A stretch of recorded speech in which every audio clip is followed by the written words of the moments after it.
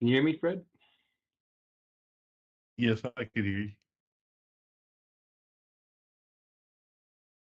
We'll give it a few minutes. Do we have, right now, I know that Commissioner Cruz, the mayor, and Commissioner Vice Mayor Hay will not be attending today. So we do have Commissioner Kelly and I believe Commissioner Turkin's going to actually come and do it in person with me.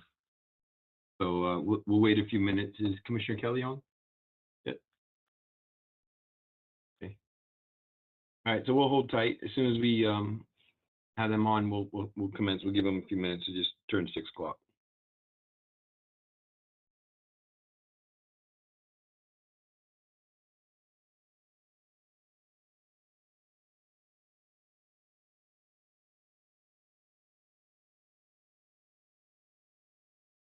Hi, everyone. Good evening. Hi. Commissioner Kelly's here. And we're waiting for Commissioner Turkin, and then we can start. Okay. Okay. Give him a few minutes. He should be here shortly.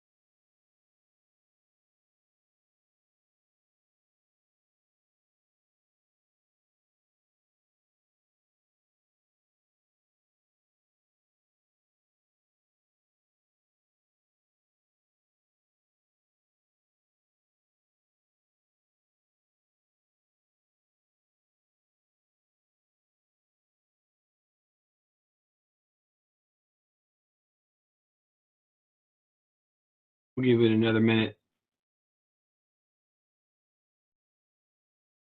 Then we'll get started. We'll just catch up when he gets here.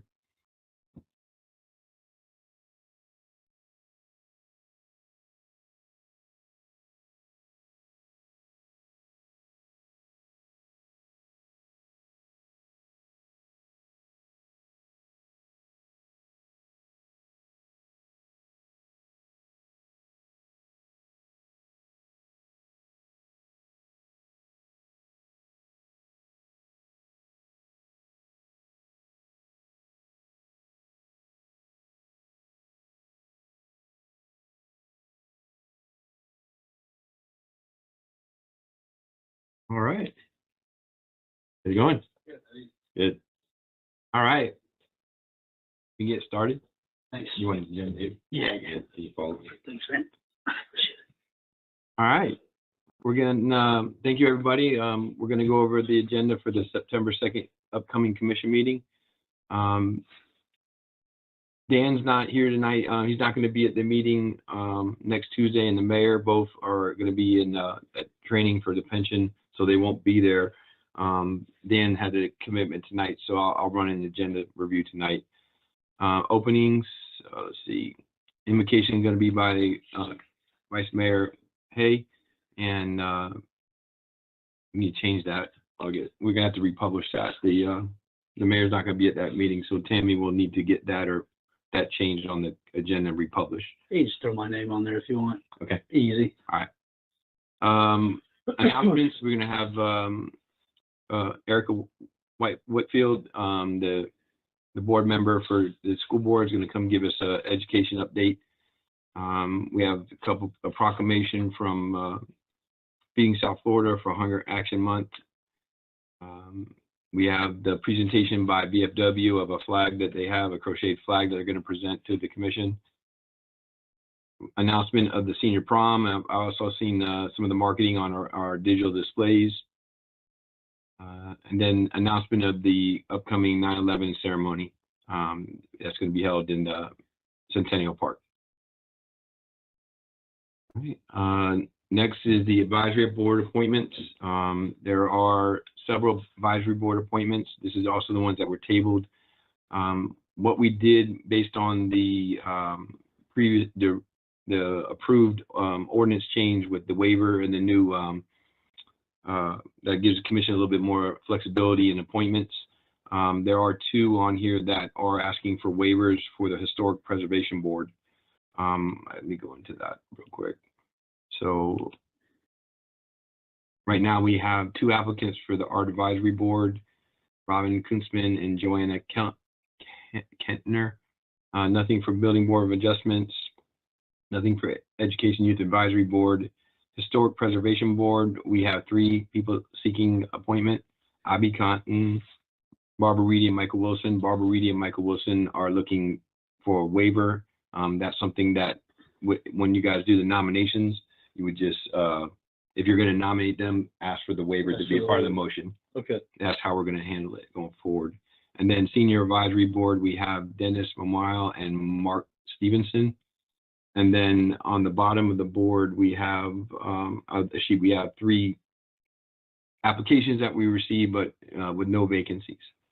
Andrew, do we have any vacancies on the senior advisory board?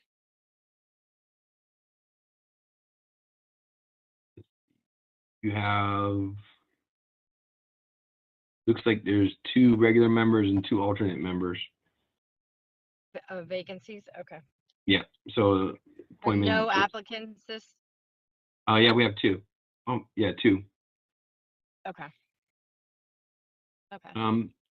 Candace, I know that we received a late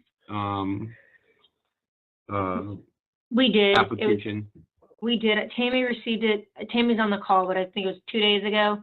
She received an application for the Youth Advisory Board. So obviously it didn't make the cutoff. We can, if we have to republish, obviously add them. But if not, we'd like to put them on the next meeting because they had missed the deadline. But it's up to the commission. So let us know and we can add them. You guys want us to republish?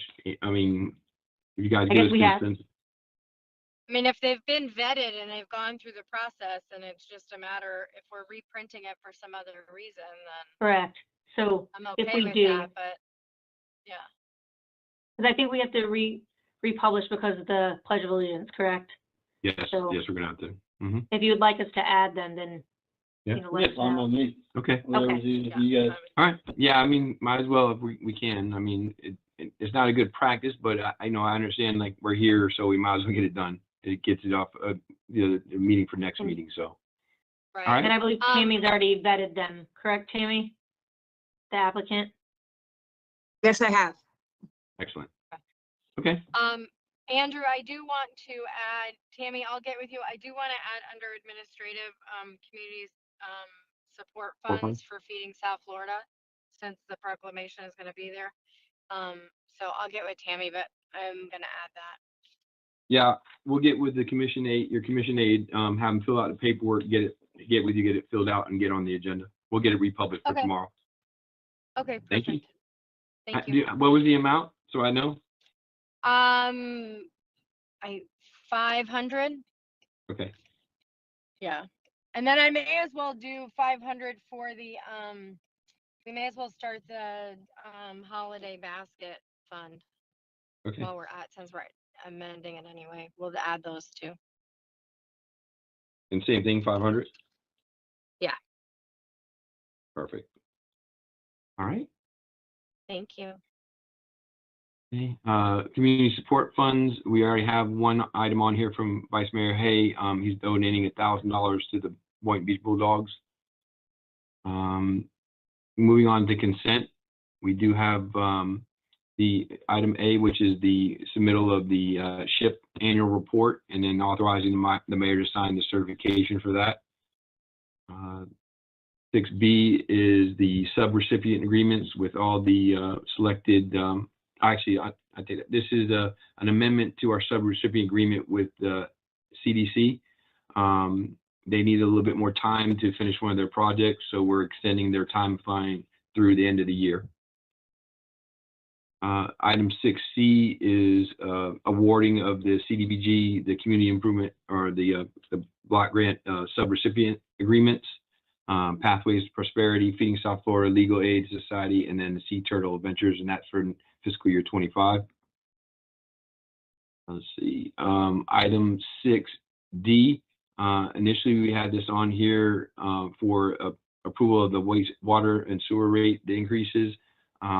We'd like to table this because we're going to mirror it up with the 18th when we have the other final comprehensive fee schedule adopted. So we're going to ask you guys to table this at the meeting.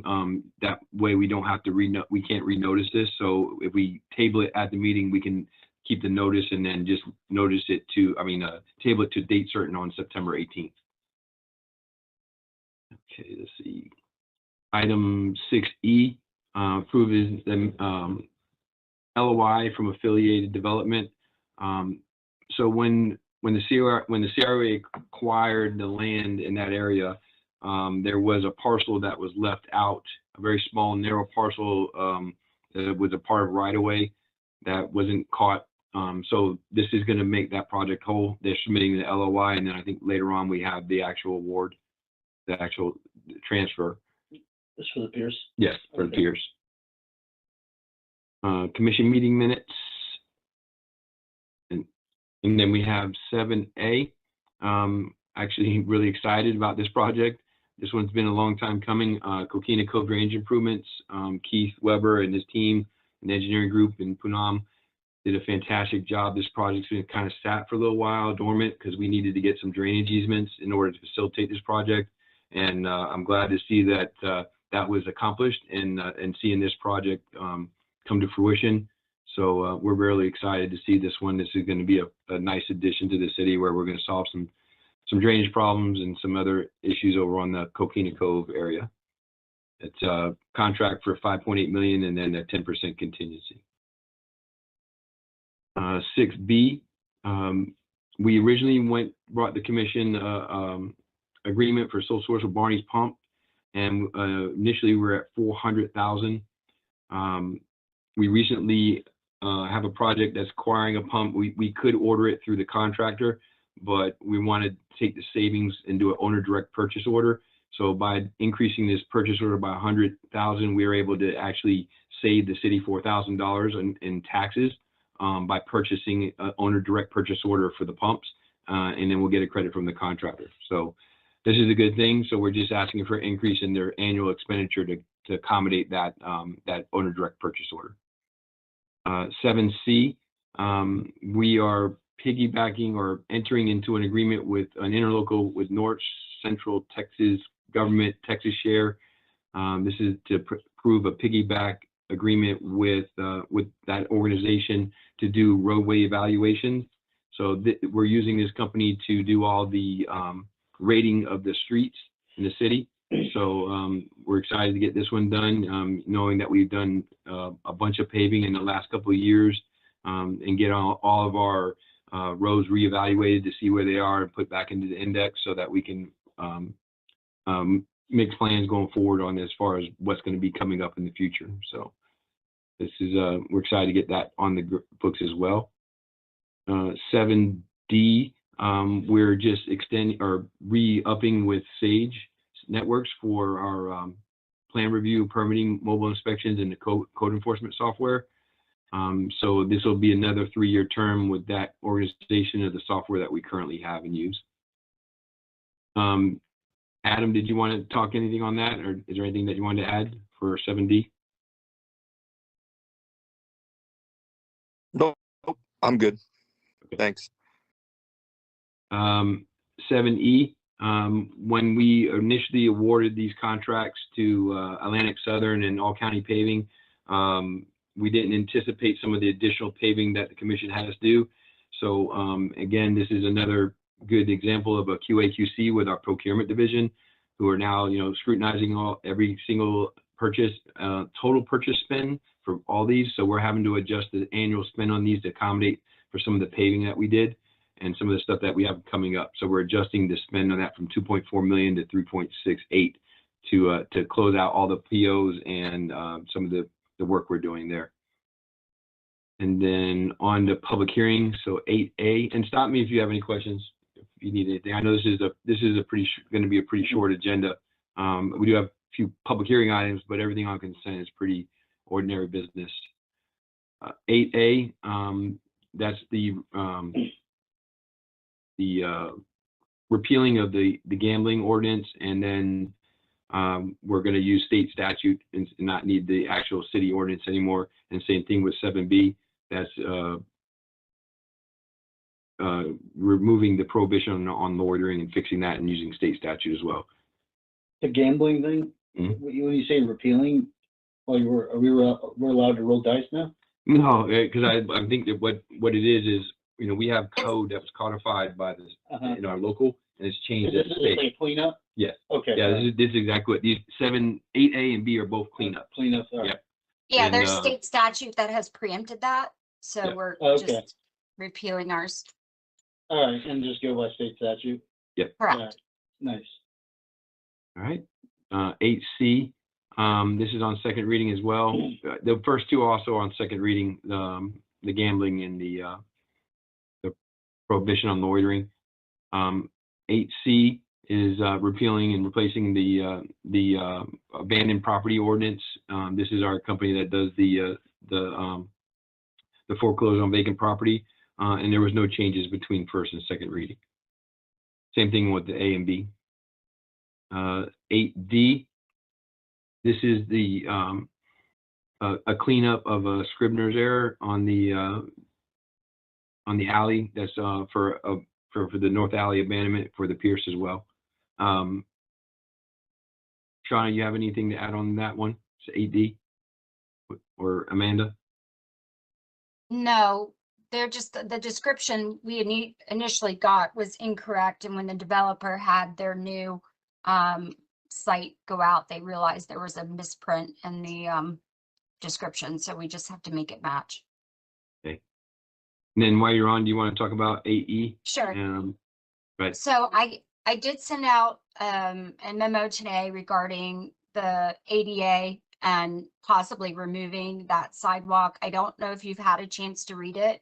I would ask you to please read it. It's very important. And because the mayor is not going to be here, my recommendation is one of two things. We either bump this to, I'm sorry? Go ahead. Table this? You mind? to say- I'd like to either table it or just if we want to make it a discussion item before we have second reading.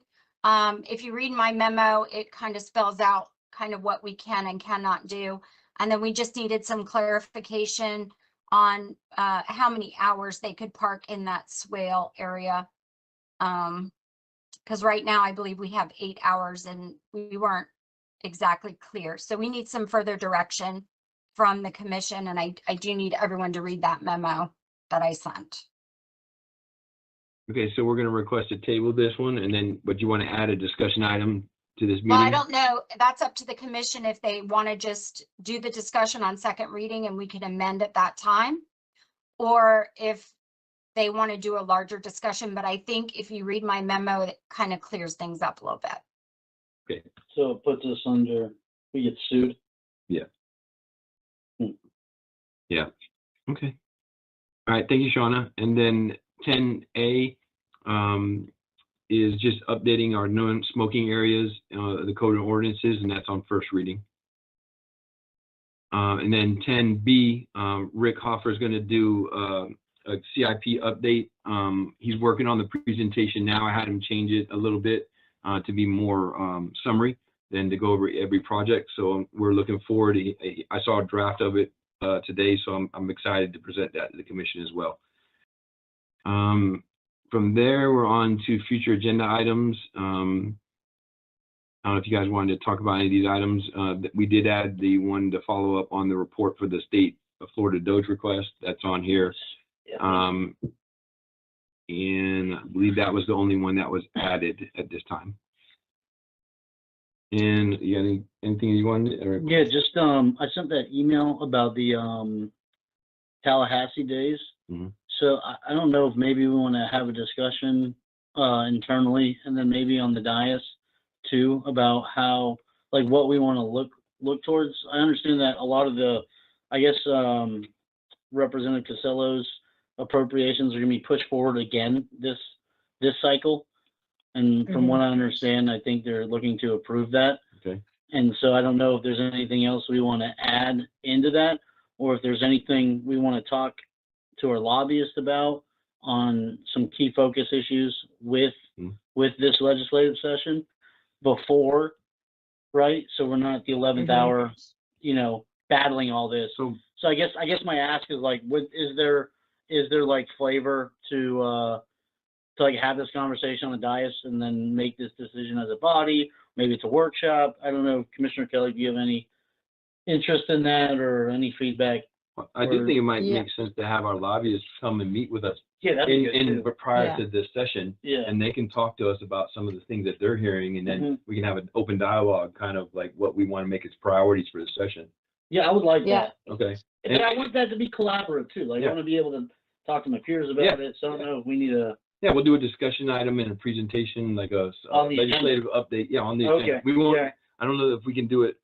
The problem is on the 8th. You know, we have. Well, maybe we can do it in October.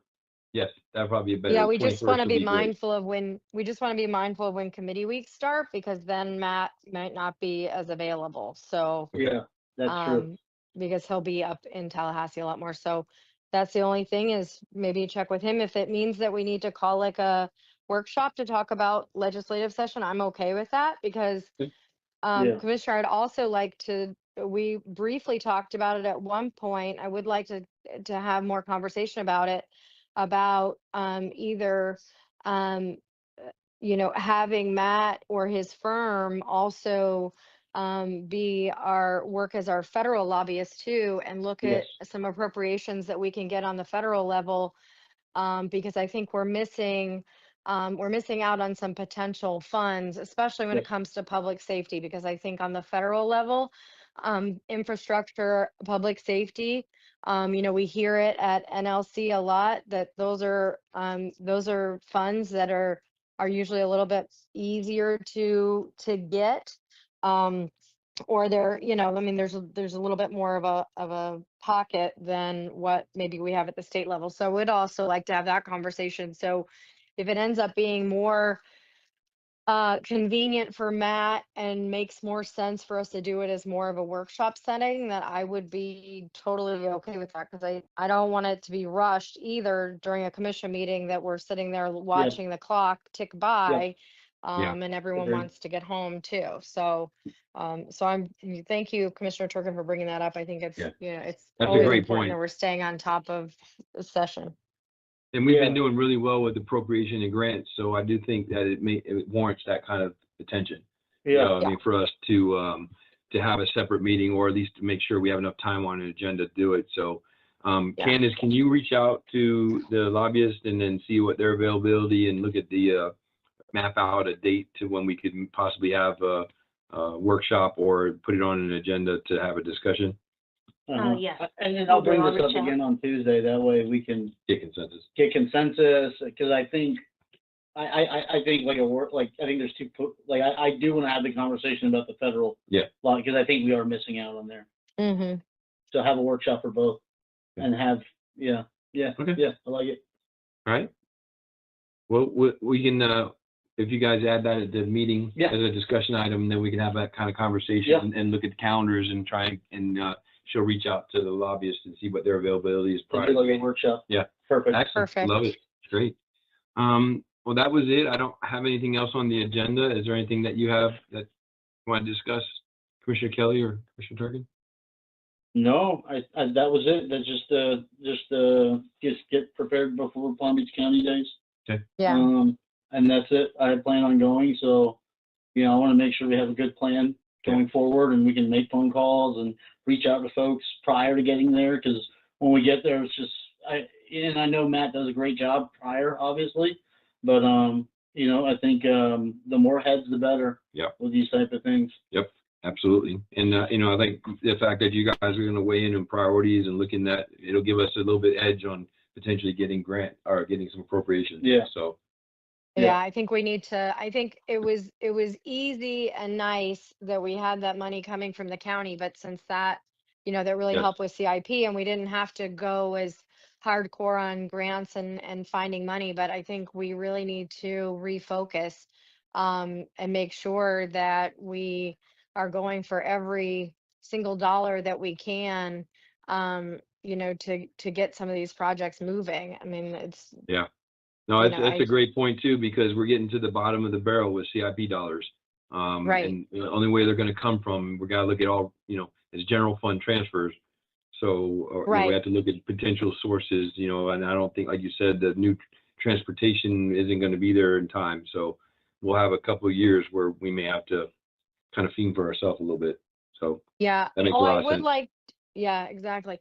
And I will bring it up on Tuesday too, but you know, the county is, you know, has their transportation master plan that they're working on, and the meeting for South County is on September the 12th, I believe, at 5 o'clock. And so Yep. I'll mention that, but I don't know if there's anything that we can get from the county that we can maybe just you know, there's a website, there's information, maybe we can throw a slide up during administrative or during announcements or something that just says, you know, the website and stuff, because they're really wanting public input more than ever on this transportation plan.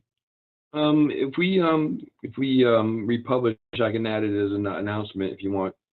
Okay, Okay, we'll sounds do good. that. And then maybe we can reach out to the county and see if they want to talk about it for a minute. Yeah, because like you said, you know, they really want to get public input, not just city input, you know, resident input. 100%. Yeah, Yeah. I was on the intergovernmental meeting this week, and I think it was Pat Rudder, and I mean, he was like, we want honest feedback from the residents. We want to hear the good, the bad, and the ugly and everything about transportation, because the only way they're going to come up with a master plan that really makes sense and that works, and that then they can then, you know, look to fund it, is with, you know, really good resident participation. Yep. So, Excellent. yeah. All right. So anything we can do to push that and get our residents to be involved and participate is, I think, is a positive. Okay. So, that's all I have. Well, that's it. Then we'll go ahead and adjourn, and I appreciate everyone getting on the call, and we'll see you guys Tuesday. Yep. Thank you, everyone. See you Tuesday. Thank you. Thank you. Thank you.